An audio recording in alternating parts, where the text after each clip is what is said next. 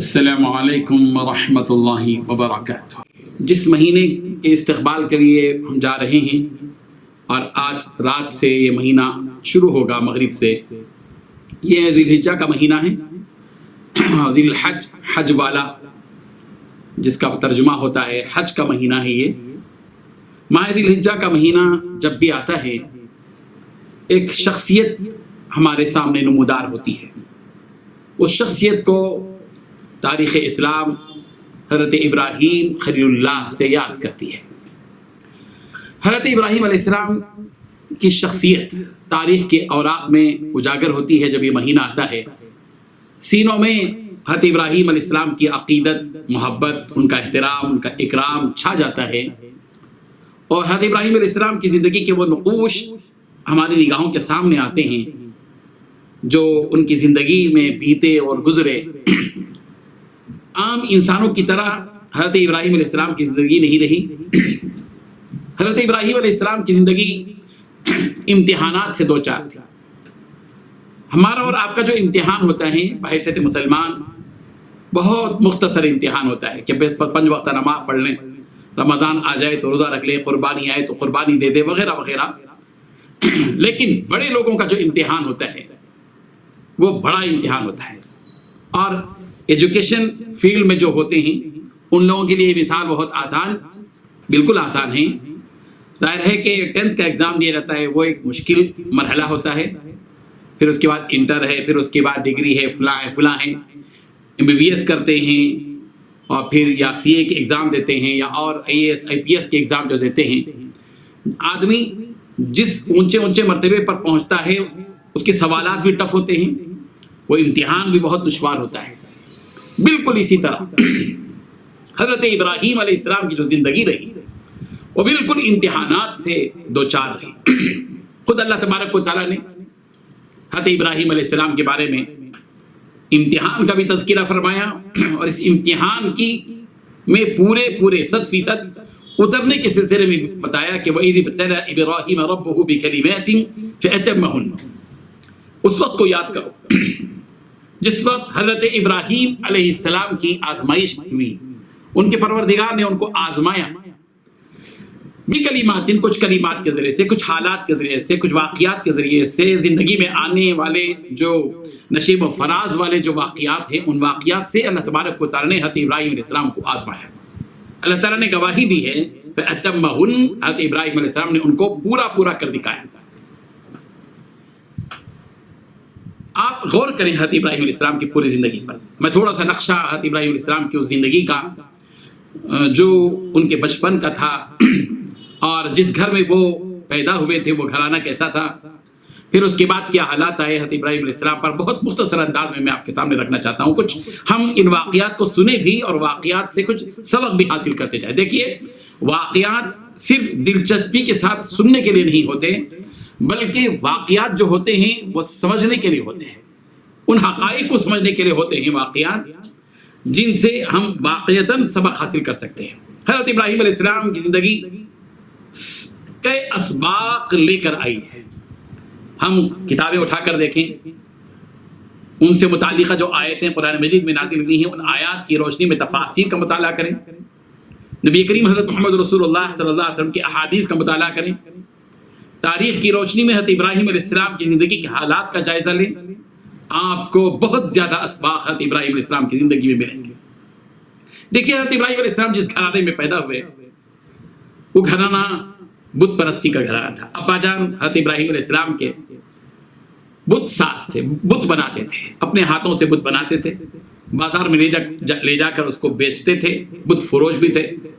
اور اسی کے ساتھ ساتھ حضرت ابراہیم علیہ السلام کے والد بت پرست بھی تھے، جن بتوں کو بناتے تھے، جن بتوں کو بیچتے تھے اپنے ہاتھوں سے، انہی کی پوجا بھی کرتے تھے۔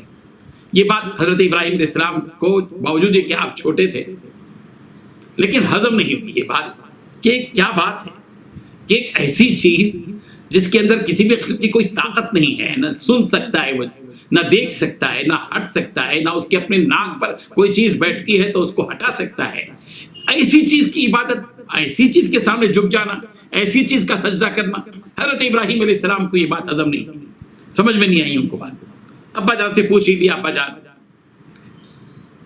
لِمَ تَعْبُدُ مَا لَا يَسْمَعُ وَلَا يُبْصِرُ وَلَا يُغْنِي عَنْكَ شَيْئًا، ابا جان آپ ایسی چیز کی کیوں عبادت کرتے ہیں جو نہ دیکھ سکتی ہے، نہ سن سکتی ہے، نہ کسی کو نفع پہنچا سکتی ہے، فائدہ پہنچا سکتی ہے، ایسی چیز کی آپ کیوں عبادت کرتے ہیں؟ ابا جان کو ظاہر بات ہے غصہ آ گیا. آدمی جس چیز میں مصروف رہتا ہے اور اس سے اس کو اس کے بارے اس کے خلاف کوئی بات کہی جائے تو آدمی بھر جاتا ہے، غصے میں بے قابو ہو جاتا ہے. اور بیٹا کہہ رہا ہے تو اور بھی زیادہ، اس لیے کہ ایک گستاخی تھی ان کی نگاہ میں کہ ایک بیٹا چھوٹا سا اور باپ کے سامنے اس قسم کی باتیں کر رہا ہے. تو اب باپ نے کہا کہ ابراہیم اراغب انت عن آلہتی یا ابراہیم، اے ابراہیم کیا تم میرے بتوں سے جن کو میں اپنے ہاتھوں سے بناتا ہوں ان سے تم منہ موڑ رہے ہو، اعراض کر رہے ہو؟ تمہارا کام تھا کہ میں جیسے کام کروں تم بھی کرتے. عموماً باپ جو کام کرتا ہے بچے بھی اسی طرح کے کام کرتے ہیں. تمہارا کام تھا کہ تم بھی ان کی عبادت کرتے، میرا ساتھ دیتے. اس کے بجائے تم الٹا میرے سامنے کہہ رہے ہو کہ ان کی کیوں عبادت کرتے ہو. پھر کہا لئن لم تنتہی لارجمنک واہجرنی ملیہ. حضرت ابراہیم کے والد نے حضرت ابراہیم سے کہا کہ اگر تم ان حرکتوں سے باز نہیں آؤ گے، ان بتوں کے خلاف بولنے سے باز نہیں آؤ گے ابراہیم، یاد رکھو میں تم کو پتھروں سے ماروں گا. واہجرنی ملیہ، پرے ہٹو یہاں سے، چلے جاؤ یہاں سے. حضرت ابراہیم علیہ السلام نے ابا جان کی اس سختی کی بنیاد پر بڑی محبت سے حضرت ابراہیم علیہ السلام نے کیا عجیب جملے کہے. یہاں بچوں کے لیے بڑا سبق ہے کہ اگر باپ مخالف بھی ہو اور باپ جو ہے اس کے سلسلے میں ایسے جملے کہے کہ اس میں بے دردی محسوس ہو، جب بھی بچوں کو چاہیے کہ اپنے باپ کے ساتھ ادب، احترام اور ان کے ساتھ محبت کا اور ان کے ساتھ ہمدردی کا معاملہ کریں. باپ کہنے کے لیے ارجمنک، میں تم کو پتھر سے ماروں گا. حضرت ابراہیم علیہ السلام کے اخلاق و کردار پر غور کیجیے. کیا کہہ رہے؟ سلام علیک، ابا جان آپ پر سلامتی ہو. باپ کی طرف سے پتھر کی بات، پتھر مارے جانے کی بات، اور بیٹے کی طرف سے یہ بات ہو رہی کہ سلام علیک، ابا جان آپ پر سلامتی ہو. ساستغفر لک ربی انہ کان بی حفیہ. ابا جان میں آپ کے لیے آپ کی مغفرت کی دعا کروں گا، آپ کی بخشش کی گناہ آپ کر رہے مگر میں آپ کی گناہوں کی بخشش اللہ تبارک و تعالیٰ سے کروں گا، اور میرا رب بڑا مہربان ہے. حضرت ابراہیم علیہ السلام نے اپنی قوم سے بھی کہا. ایک طرف حضرت ابراہیم کے باپ گھر کا ماحول یہ تھا، تو اس زمانے کے جو بادشاہ تھا، اس زمانے کے جو عام لوگ تھے وہ بھی بت پرست تھے، قوم بھی مخالف، قوم کا بھی کردار الگ. تو قوم سے بھی انہوں نے یہی کہا کہ کیا تم گھڑے ہوئے بتوں کی آلہتن، کہ کیا تم گھڑے ہوئے معبودوں کی عبادت کرتے ہو؟ قوم بھی مخالف ہو گئی، بادشاہ وقت بھی مخالف ہو گیا. حضرت ابراہیم علیہ السلام کی آزمائش کی گھڑیاں تیز سے تیز ہوتی گئیں. دیکھیے زندگی امتحان ہے. جس طریقے سے طلبہ کے سامنے ایک امتحان آتا ہے ہر سال، ایک پہلا ہے، دوسرا ہے، 2 یا 3 ایگزام ہوتے ہیں. بالکل ایک ہماری پوری زندگی بھی بحیثیت زندگی ایک امتحان ہے. اس امتحان میں کامیاب ہونا ہمارے لیے ضروری ہوتا ہے. حالات آتے ہیں، ہم جس دین پر قائم رہتے ہیں اس دین کے خلاف حالات آتے ہیں. ہمارا ملک، جس ملک میں ہم گزر رہے ہیں، ظاہر بات ہے کہ ہمیں بھی مختلف قسم کی ترغیبات دی جاتی ہیں، مختلف طریقوں سے فرقہ پرستی کے ماحول میں ہم کو گھسیٹا جاتا ہے، طرح طرح کی باتیں ہم سے کہی جاتی ہیں. سوریہ نمسکار کی بات ہو یا وندے ماترم کی بات ہو، پیرنٹس کی بھی ذمہ داری ہے، معلمات کی بھی ذمہ داری ہے، بچوں کی بھی ذمہ داری ہے کہ اس حقیقت کو سمجھیں کہ ملک میں ہم پر ہمارے اپنے دین کو چھوڑنے کی سازشیں اور کوششیں ہوں، اور ہم کو مجبور کیا جائے کہ ہم اس دین کو چھوڑ دیں جس دین پر ہمارے باپ دادا رہے اور جس دین کو ہم نے دل کی گہرائی کے ساتھ قبول کیا. ہمارا ایمان، ہمارا یقین مضبوط ہے، ہم نے اپنے رب کی رسی کو مضبوطی سے تھام لیا ہے. وَاعْتَصِمُوا بِحَبْلِ اللَّهِ جَمِيعًا. یہ ہو نہیں سکتا کہ ہم اپنے اس دین سے دور ہوں. ہم جب بھی رہیں گے اس دین کے ساتھ رہیں گے. جس طرح کوئی مچھلی پانی کے بغیر زندہ نہیں رہ سکتی، ہم بھی مسلمان ہیں، ہم اپنے دین کے بغیر دنیا میں زندہ نہیں رہ سکتے. اس یقین کے ساتھ ہم کو جینا ہے. وقت آئے گا یا حالات آئیں گے، مخالفت ہوگی، لیکن سبق ملتا ہے حضرت ابراہیم علیہ السلام کی طرف سے. کہ ہم نہ سورج کی پوجا کریں گے، نہ زمین کی پوجا کریں گے، نہ چاند کی پوجا کریں گے، نہ دن اور رات کی پوجا کریں گے، اور نہ ہی زمین کی، نہ ہی آسمان کی، اور نہ کسی اور چیز کی پوجا کریں گے۔ ہم صرف اور صرف عبادت کریں گے اس پروردگار کی جس پروردگار کے ہاتھ میں زمین ہے، آسمان ہے، چاند ہے، سورج ہے، ستارے ہیں، سیارے ہیں، جمادات ہیں، نباتات ہیں، یہ بر ہے، یہ بحر ہے، یہ سمندر ہے، یہ پہاڑ ہے، یہ دنیا ہے، کل کائنات ہے۔ ان تمام چیزوں کا جو پروردگار ہے، ہم تو صرف اسی ایک رب کا سجدہ کریں گے، اسی کی عبادت کریں گے۔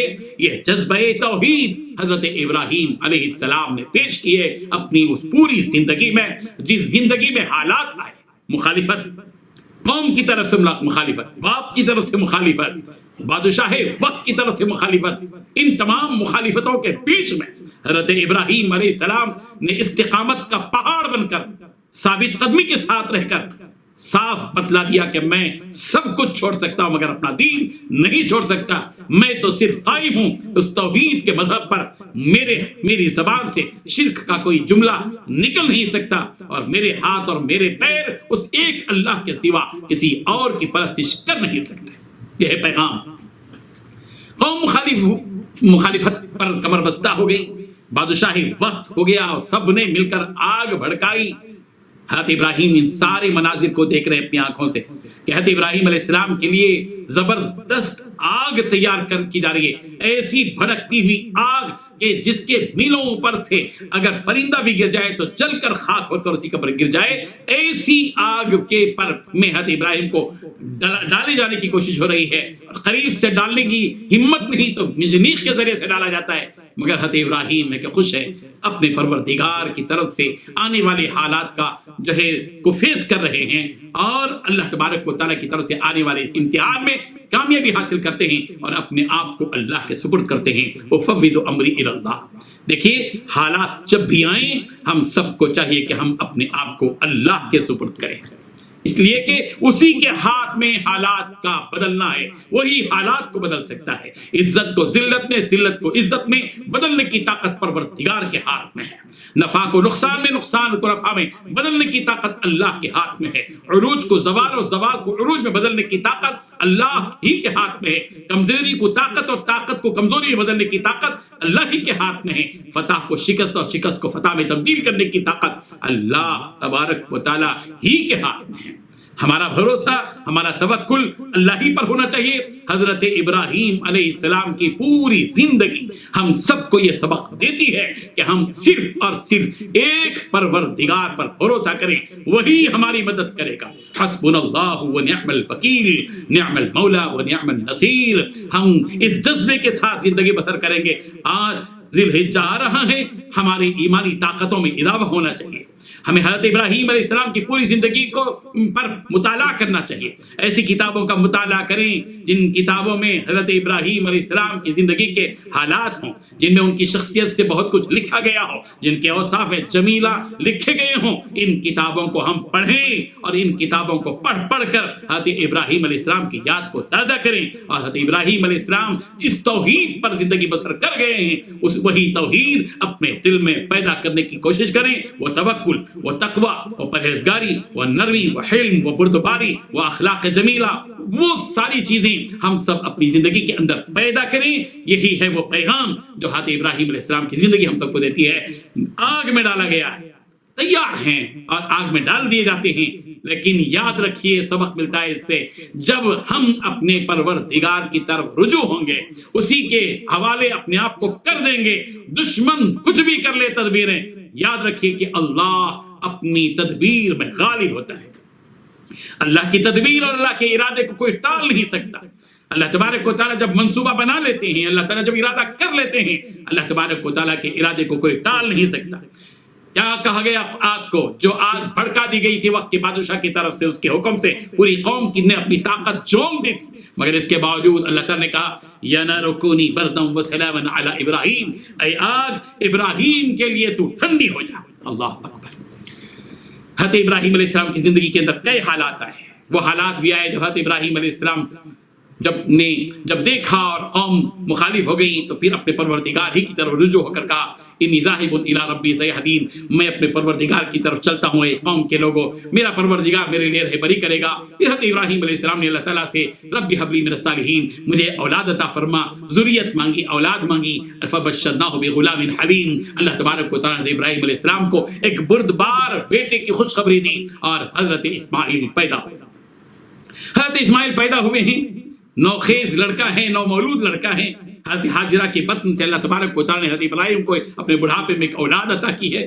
ظاہر ہے کہ اولاد کی محبت ماں باپ کے دل میں کس قدر ہوتی ہے، لیکن اس کے باوجود حضرت ابراہیم کی آزمائش کا ایک اور وقت آتا ہے اور کہا جاتا ہے کہ ابراہیم جاؤ اپنے ملک سے نکلو اور ہمارا فرشتہ آپ کی رہبری کرے گا، آپ کو ایک ایسے علاقے میں چھوڑے گا جہاں کچھ بھی نہیں ہے، بے آب و گیاہ زمین ہے، جس وادی غیر ذی زرع ہے، جہاں نہ کھیتی ہے، نہ جہاں کوئی درخت ہے، نہ کوئی پرندہ ہے، نہ کوئی انسان ہے، ایسی جگہ پر ہم آپ کو کہیں گے کہ آپ جائیں اور اپنی بیوی کو اور اپنے بچے کو چھوڑ کر آئیں۔ نکلے حضرت ابراہیم، جبرائیل امین نے رہبری کی، چلتے چلتے چلتے پوچھتے جا رہے ابراہیم یہاں نہ ہے، یہاں ٹہلنا ہے، کہتے کہ نہیں اور آگے چلنا ہے۔ چلتے چلتے چلتے پہنچے اس سرزمین پر جس سرزمین کو مکہ مکرمہ کہا جاتا ہے، یہ ام القریٰ، یہ قریوں کی اماں، یہ مکہ مکرمہ، جس سرزمین میں پہنچے تو حضرت ابراہیم علیہ السلام حضرت حاجرہ کو لے کر اپنے بیٹے کو لے کر پہنچے ہیں، شیر خار بیٹے ہیں، دودھ پیتے بیٹے ہیں، معصوم بیٹے کو،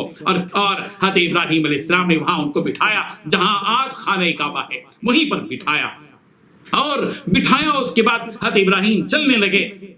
حضرت حاجرہ نے دیکھا کہ شوہر چلتے چلے جا رہے ہیں، کہنے لگی حضرت حاجرہ ابراہیم کیا بات ہے، کہاں جا رہے ہو؟ کوئی جواب نہیں ملتا، کوئی جواب نہیں۔ حضرت ابراہیم ہے کہ چلتے چلے جا رہے ہیں۔ حضرت حاجرہ نے حضرت ابراہیم سے کہا ابراہیم یہ تو بتائیے کیا جو تم کو ہم دونوں کو چھوڑ کر جا رہے ہو، ایک بیوی کو، ایک معصوم بچے کو، شیرخوار بچے کو چھوڑ کر چلتے بنے ہو، بتاؤ اللہ کا یہی حکم ہے؟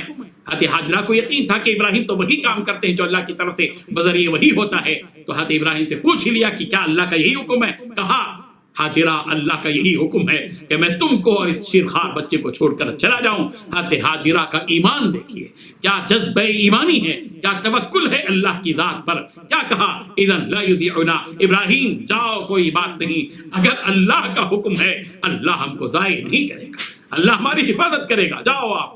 بس اللہ تبارک و تعالیٰ کی پر توکل کرتے ہوئے حضرت حاجرہ وہیں رہنے لگیں، اور جب پانی ختم ہو گیا، دودھ بھی نہیں ملا، بیٹا پیاسا ہے، بھوکا ہے، حضرت حاجرہ بس صحیح دوڑتی ہیں ایک پہاڑ سے دوسرے پہاڑ کی طرف، یعنی صفا نامی پہاڑ، آج جس صفا سے صحیح شروع کرتے ہیں، اور مروہ نامی دوسرا پہاڑ، دونوں کے درمیان میں پہاڑ پر دیکھتے کہ کوئی قافلہ آ جائے تو پکاروں، میرے اپنے بچے کے لیے دودھ کا یا پانی کا کچھ انتظام کروں، کوئی چیز وہاں میسر نہیں ہے، کوئی فریادی وہاں پر موجود نہیں ہے، بس صفا سے مروہ کی طرف دوڑتی ہیں، مروہ سے صفا کی طرف دوڑتی ہیں، 7 چکر لگائے۔ اللہ کو حضرت حاجرہ کا یہ محبوبانہ اور مخلصانہ عمل اتنا پسند آیا کہ قیامت تک کے مسلمانوں کو، ایمان لانے والوں کو کہا گیا کہ جب بھی تم یہاں حج کے لیے آؤ، میری بندی حضرت حاجرہ کا وہ عمل کر کے بتاؤ تاکہ تم کو معلوم ہو کہ حضرت حاجرہ پر کیا گزری ہے۔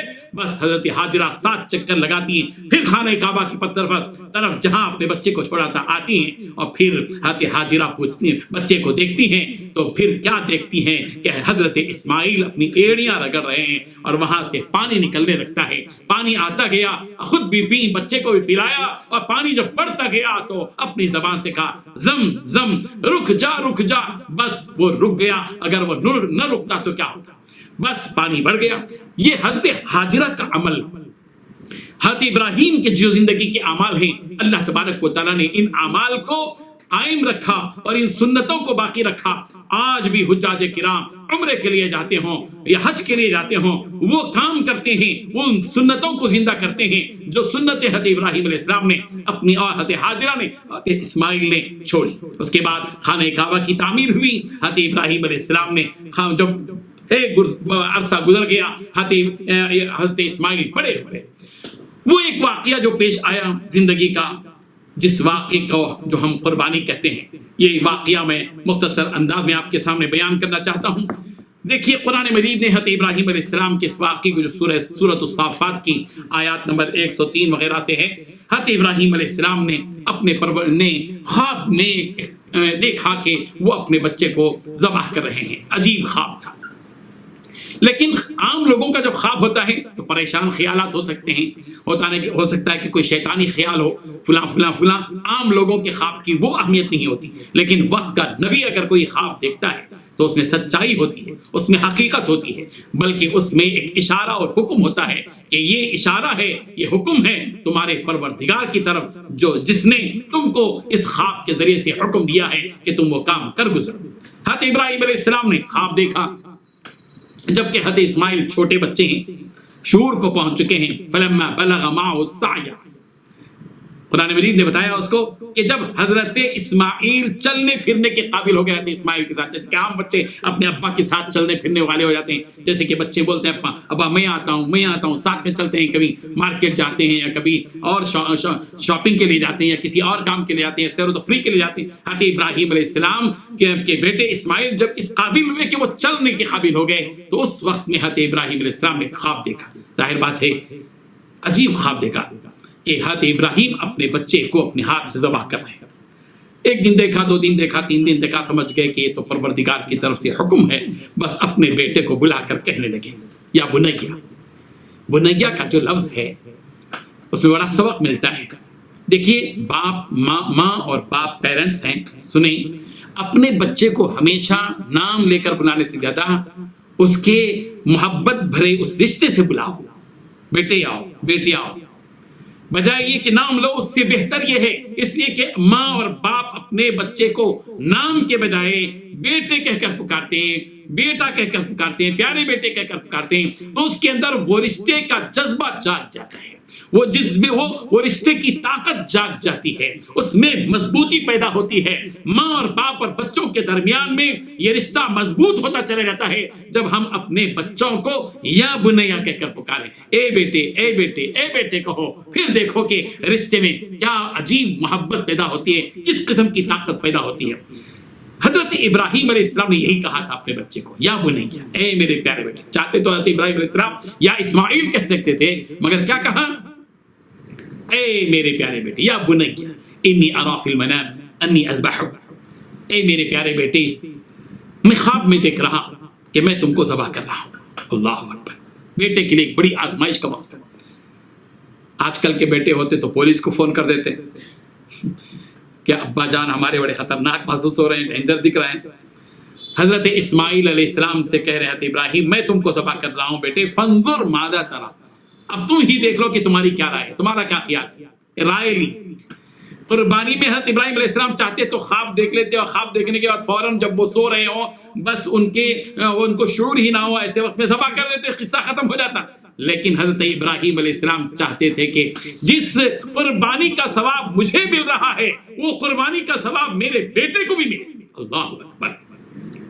اس لیے حضرت ابراہیم علیہ السلام نے اپنے بیٹے سے کہا کہ میں تم کو خواب میں دیکھ رہا ہوں کہ میں تم کو ذبح کر رہا ہوں، دیکھو تمہارا کیا خیال ہے۔ بیٹے نے کیا جواب دیا؟ ہر بچے کو سبق ملتا ہے اس سے۔ فرما بردار بچوں کو چاہیے کہ حضرت اسماعیل علیہ السلام کی داستان پڑھیں، ان کی زندگی کو پڑھیں، ان کی فرما برداری کو پڑھیں، ان کے جذبہ محبت کو پڑھیں، ان کے اخلاق و کردار کا جائزہ لیں کہ کیا عجیب اخلاق تھے۔ کیا کہا؟ یا ابت افعل ما تؤمر، یا ابت افعل ما تؤمر، اے میرے ابا جان کہا۔ یا ابتی کا لفظ عربی زبان میں بڑے اے میرے پیارے ابا جان کے معنی میں آتا ہے۔ باپ کہہ رہے ہیں ذبح کروں گا، اور بیٹا کہہ رہا ہے، بیٹا چاہے تو کہتا ہے ظالم کہہ سکتا تھا، اللہ نہ کرے، لیکن کہہ سکتے تھے، مگر کیا کہہ رہے ہیں؟ یا ابتی، اے میرے پیارے ابا جان، افعل ما تؤمر، جس کام کا حکم آپ کو دیا گیا ہے آپ وہ کر گزریے۔ یہاں بیٹے اسماعیل یہ بھی تو کہہ سکتے تھے کہ ابا جان یہ تو خواب ہے، ایسے خواب پڑھتے رہتے، خواب کو بنیاد بنا کے آپ ہمارے کو ذبح کر دیتے تھے، یہ بھی کہہ سکتے تھے۔ خواب کا لفظ نہیں کہہ رہے تھے اسماعیل، حضرت اسماعیل کہہ رہے ہیں کہ ما تؤمر، جس کام کا حکم آپ کو دیا گیا ہے آپ وہ کر گزریے۔ حضرت ابراہیم نے یہ نہیں کہا کہ مجھے رب نے مجھ کو حکم دیا ہے، بلکہ حضرت ابراہیم علیہ السلام نے کہا کہ میں نے صرف خواب میں دیکھا ہے کہا۔ لیکن حضرت اسماعیل کتنے دانشمند تھے، انہوں نے کہا کہ میرے ابا وقت کے نبی ہیں، نبی کا خواب حکم ہوتا ہے، نبی کا خواب معمولی نہیں ہوتا۔ اس لیے حضرت اسماعیل علیہ السلام نے کہا یا ابت افعل ما تؤمر، اے میرے پیارے ابا جان آپ وہ کام کر گزریے جس کا آپ کو حکم دیا گیا ہے۔ اور پھر کیا کہا اس کے بعد، ستجدونی انشاء اللہ من الصابرین، ابا جان آپ جب چھری لے کر میرے پاس آئیں گے میں بھاگوں گا نہیں، بے صبرا نہیں بن جاؤں گا، چیخوں گا اور پکاروں گا نہیں، بلکہ سکون کے ساتھ لیٹ جاؤں گا۔ ابا جان یہ جان اسی کی ہے، بس اسی کے حوالے ہو جائے گی، جان تھی دی ہوئی اسی کی، بس جس کی جان تھی جس کے حوالے میں ہو جاؤں گا۔ ستجدونی انشاءاللہ، اللہ نے اگر چاہا تو آپ مجھے پائیں گے من الصابرین، صبر کرنے والوں میں سے۔ یہاں عاجزی کا پیکر حضرت اسماعیل کو آپ پائیں گے۔ حضرت اسماعیل علیہ السلام یہ نہیں کہہ رہے کہ میں ہی صبر کرنے والا ہوں، دنیا میں ابا جان میرے جیسے بہت سے لوگ ہیں جو صبر کرنے والے ہیں، میں بھی انہی صبر کرنے والوں میں سے ہوں۔ ستجدونی انشاءاللہ من الصابرین، اگر اللہ نے چاہا تو آپ مجھے صبر کرنے والوں میں سے پائیں گے۔ اللہ اکبر۔ حضرت ابراہیم علیہ السلام نے جو تربیت کی تھی یہ تربیت کا نتیجہ تھا، یوں ہی اسماعیل پیدا نہیں ہو گئے۔ یاد رکھیے پیرنٹس، اے ماں باپ، اللہ نے جو آپ کو اولاد عطا کی ہے یہ اولاد صرف نعمت نہیں ہے، یہ اولاد نعمت بھی ہے، امانت بھی ہے۔ اللہ تعالیٰ کے ہاں پوچھا جائے گا اپنے اولاد کی تربیت کے سلسلے میں، ہم اپنی اولاد کو کھلا رہے ہیں، پلا رہے ہیں، ہر قسم کے نفیس کپڑے پہنا رہے ہیں، جوتے سے لے کر اوپر تک، سر سے لے کر پیر تک، پیر سے لے کر سر تک، اچھی اچھی چیزیں دے رہے ہیں پہننے کے لیے، اوڑھنے کے لیے، کھیلنے کے لیے عمدہ اور قیمتی چیزیں دے رہے ہیں، لیکن یاد رکھیے یہ بڑی نعمت نہیں ہے۔ ایک باپ کا اور ایک ماں کا سب سے بڑا تحفہ اپنی اولاد کے حق میں یہ ہے کہ ماں باپ اپنی اولاد کی سچی تربیت کرے، ان کے اندر ایمان پیدا کرے، ان کے اندر مضبوط ایمان پیدا کرے، ان کے اندر توکل پیدا کرے، ان کے اندر تقوی پیدا کرے، ان کے اندر اخلاق پیدا کرے، ان کے اندر عبادت کا جذبہ پیدا کرے، ان کے دلوں میں اللہ کی محبت پیدا کرے، ان کے دل میں نبی کی سیرت کے طریقے بٹھائیں، ان کے دلوں کے اندر نبی اکرم صلی اللہ علیہ وسلم کی محبت بٹھائیں، سرکار کی عظمت ان کے دل میں بٹھائیں، اور اللہ کے لیے جینے کا طریقہ اپنی اولاد کو سکھائیں۔ حضرت اسماعیل علیہ السلام راضی ہو گئے، فرما برداری کا پیکر اور سرچشمہ بن کر اپنے باپ کے سامنے تیار ہو گئے۔ فلما اسلم وتلہ للجبین ونادیناہ ان یا ابراہیم، قرآن مجید نے بڑے پیارے انداز سے کہا جب دونوں کے دونوں راضی ہو گئے، باپ بھی راضی، بیٹا بھی راضی ہو گیا، باوجود کہ شیطان نے بہت کچھ لغزش دی، بھڑکایا، لیکن نہ حضرت ابراہیم ٹس سے مس ہوئے، نہ حضرت ہاجرہ ٹس سے مس ہوئی، نہ حضرت اسماعیل ٹس سے مس ہوئی، سب اللہ کے لیے راضی ہو گئے اس بات کے لیے کہ قربانی دے دی جائے۔ بس حضرت اسماعیل دونوں تیار ہو گئے، وَتَلَّهُ لِلْجَبِينِ، پیچھانے کے بعد بل اپنے بیٹے کو لٹا دیا۔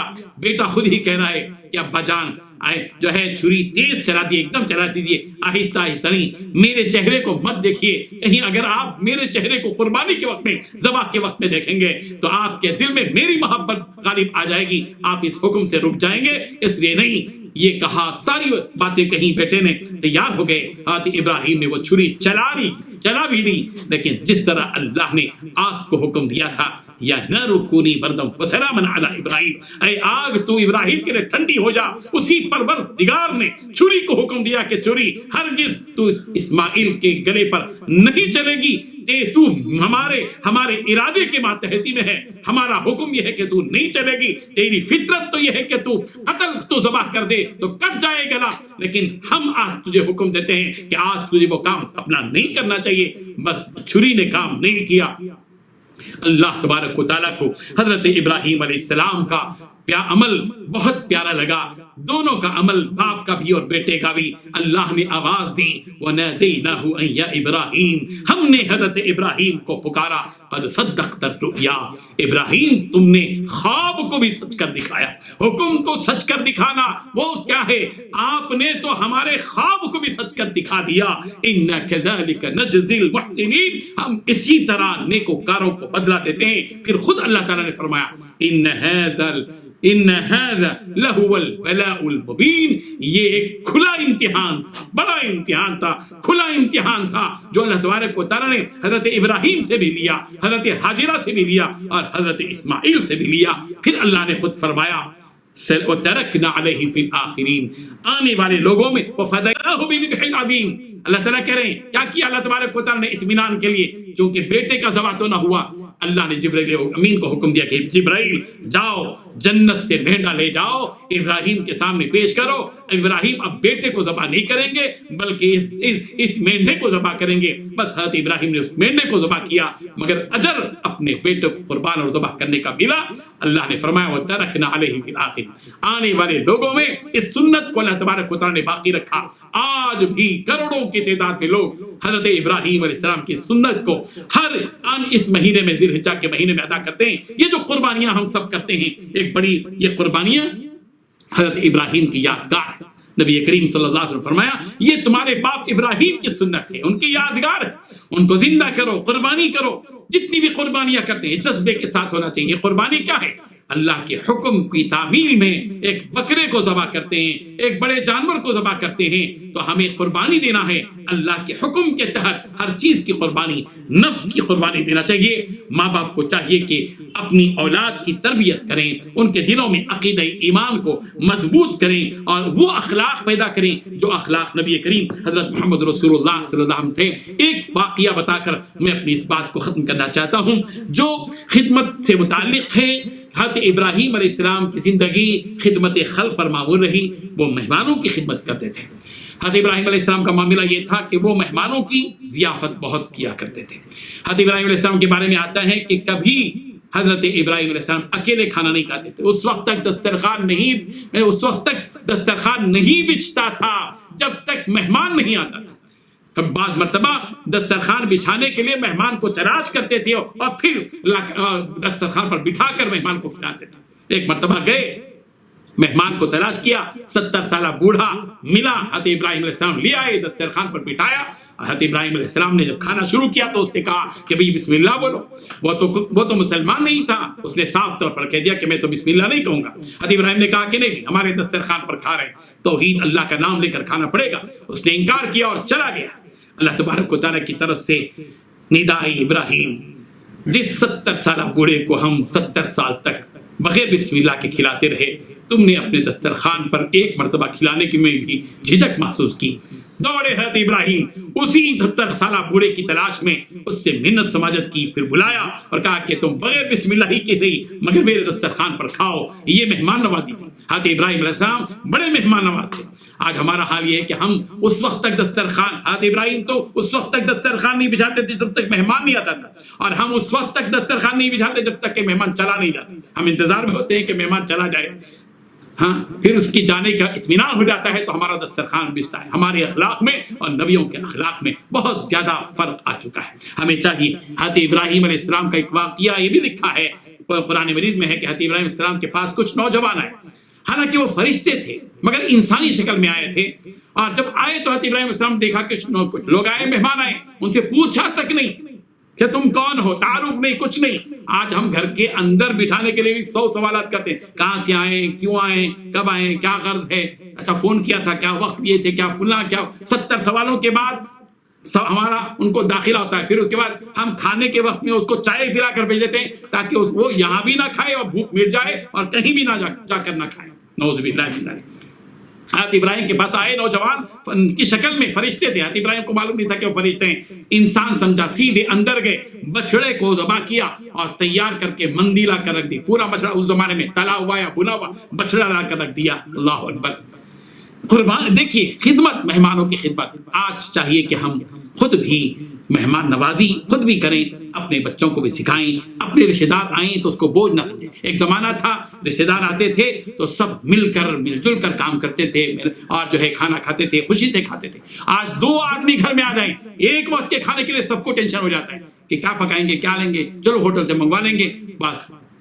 نہیں، مہمان نوازی کی جائے، مہمانوں کے ساتھ اچھا حسن سلوک کیا جائے۔ من کان یؤمن باللہ والیوم الاخر فلیکرم ضیفہ۔ نبی کریم صلی اللہ علیہ وسلم نے فرمایا جو کوئی اللہ پر اور آخرت پر ایمان رکھتا ہو اس کو چاہیے کہ وہ اپنے مہمان کا اکرام کرے۔ بہرحال یہ چند باتیں تھیں جو آپ کے سامنے گزار کی گئی ہیں۔ میں دوبارہ مدینہ ایجوکیشن سینٹر کا ماشاءاللہ کے جناب محترم کے عارف الدین صاحب حیدرآباد کے ایک بہترین سپوت تھے، ان کی تعلیمی میدان میں، معاشی اور مختلف سوشل ایکٹیویٹیز میں ان کا ایک نمایاں کردار رہا ہے۔ تعلیمی میدان میں انہوں نے ایک بہت اچھا کام کیا اور کچھ نخوش چھوڑے ہیں، اور ان کی دختر نیک اختر اللہ تعالیٰ ان کو صحت کے ساتھ رکھے، عافیت کے ساتھ رکھے، ان کے لیے اللہ تبارک و تعالیٰ مزید وسائل پیدا فرمائے۔ تعلیمی میدان میں اور دیگر میدانوں میں کام کر رہی ہیں، اللہ تعالیٰ ان کو ان کے لیے راہیں اور اسباب پیدا فرمائے۔ میری نیک تمنائیں اس ادارے سے ہیں اور نیک توقعات بھی ہیں اور دعائیں بھی ہیں۔ اللہ تعالیٰ بہتر سے بہتر نعم البدل عطا فرمائے، اسباب پیدا فرمائے، وسائل پیدا فرمائے، خوب ترقی عطا فرمائے، اور یہاں کے پڑھنے والے طلبا اور طالبات کو ملک کا ایک ایسا سپوت بنائے جس سے ملک کا نام بھی روشن ہو اور قوم کا بھی، مسلمانوں کا بھی نام روشن ہو۔ انہی دعاؤں کے ساتھ میں اپنی بات کو ختم کرتا ہوں۔ وآخر دعوانا ان الحمد للہ رب العالمین۔